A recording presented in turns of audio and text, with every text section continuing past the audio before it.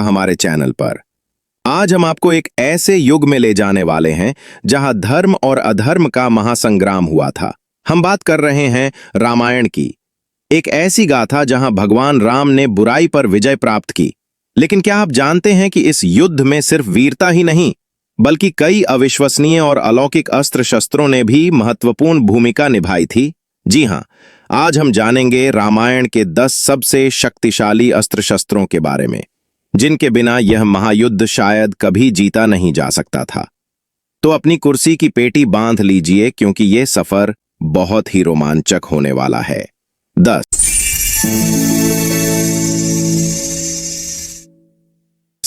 खड्ग तलवार। लिस्ट में 10वें नंबर पर है खड्ग, यानी कि तलवार।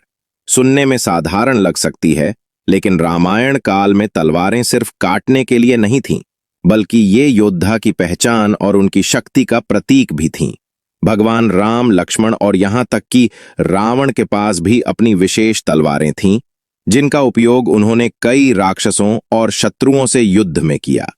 इनकी धार इतनी पैनी होती थी कि एक बार में कई शत्रुओं को ढेर कर सकती थीं। 9वें स्थान पर आती है गदा। आपने हनुमान जी को तो देखा ही होगा अपनी विशाल गदा के साथ।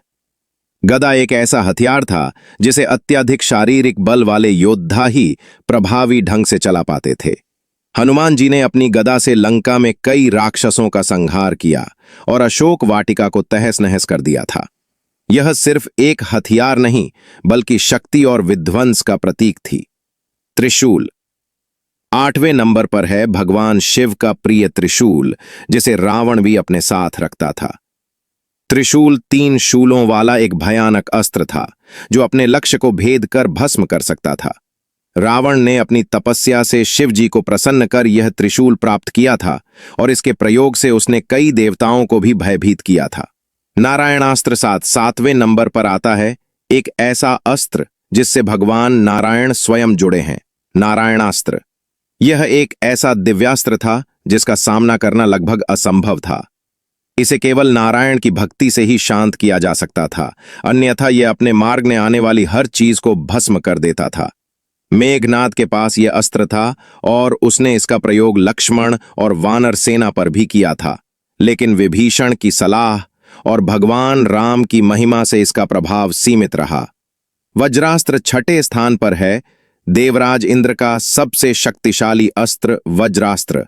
यह बिजली की शक्ति से युक्त था और अपने प्रहार से बड़े बड़े पर्वतों को भी चीर सकता था। रामायण में इंद्र ने इसका प्रयोग उन राक्षसों के विरुद्ध किया था जो देवताओं को परेशान करते थे। इसकी शक्ति ऐसी थी कि कोई भी साधारण योद्धा इसका सामना नहीं कर सकता था। 5 नागपाश एंकर। 5वें नंबर पर है एक बहुत ही खतरनाक अस्त्र नागपाश। यह एक ऐसा मायावी अस्त्र था जो शत्रुओं को नागों के बंधन में जकड़ लेता था, जिससे उनका हिलना डुलना भी मुश्किल हो जाता था। मेघनाद ने इसका प्रयोग लक्ष्मण और भगवान राम पर भी किया था, जिससे वे अचेत हो गए थे। गरुड़ देव के आने पर ही इस पाश का प्रभाव समाप्त हुआ था। 4 ब्रह्मास्त्र। 4थे स्थान पर आता है त्रिदेवों में से एक, ब्रह्मा जी का सबसे विध्वंसक अस्त्र ब्रह्मास्त्र। यह इतना शक्तिशाली था कि इसे चलाने से पहले कई कठोर तपस्या करनी पड़ती थी।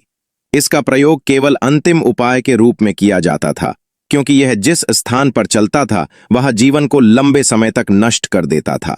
रामायण में मेघनाद और भगवान राम दोनों के पास यह अस्त्र था, लेकिन इसके विनाशकारी प्रभावों के कारण इसका प्रयोग सोच समझकर ही किया गया। 3 पाशुपतास्त्र एंकर। तीसरे नंबर पर है भगवान शिव का एक और अद्भुत और अत्यंत विनाशकारी अस्त्र पाशुपतास्त्र। यह ब्रह्मास्त्र से भी अधिक घातक माना जाता था और इसका प्रयोग भगवान शिव स्वयं करते थे। रामायण में इसका उल्लेख मिलता है कि यह इतना शक्तिशाली था कि इसे केवल भगवान राम जैसे धर्मात्मा ही नियंत्रित कर सकते थे। इसे चलाने से पहले सभी देवताओं को भी सतर्क किया जाता था। 2 इंद्रजीत का शक्ति बाण एंकर। दूसरे स्थान पर है मेघनाद, यानी इंद्रजीत का वह कुख्यात शक्ति बाण जिसने लक्ष्मण को मूर्छित कर दिया था। यह कोई साधारण बाण नहीं था, बल्कि इसे देवी शक्ति द्वारा स्वयं प्रदान किया गया था। इसका प्रहार इतना अचूक और शक्तिशाली था कि यह अपने लक्ष्य को भेद कर उसे अचेत कर देता था। हनुमान जी को संजीवनी बूटी लाने के लिए इसी शक्ति बाण के कारण जाना पड़ा था। 1. रामबाण। और हमारी लिस्ट के सबसे ऊपर नंबर 1 पर है स्वयं भगवान राम का रामबाण। हालांकि यह कोई एक विशिष्ट अस्त्र नहीं था, बल्कि भगवान राम के धनुष से निकला हर बाण अपनी सटीकता, शक्ति और अचूकता के लिए जाना जाता था।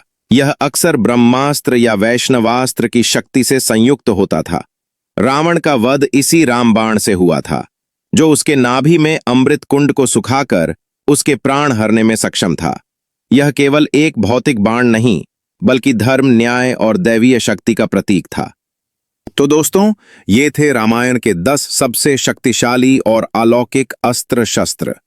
इनमें से हर एक ने अपनी कहानी में एक महत्वपूर्ण भूमिका निभाई और हमें यह सिखाया कि युद्ध केवल शारीरिक शक्ति से नहीं, बल्कि सही उद्देश्य और दैवीय आशीर्वाद से भी जीते जाते हैं।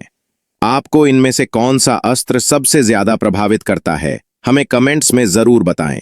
अगर आपको ये वीडियो पसंद आया हो तो इसे लाइक करें, अपने दोस्तों के साथ शेयर करें और हमारे चैनल को सब्सक्राइब करना ना भूलें। हम मिलते हैं आपसे अगले वीडियो में।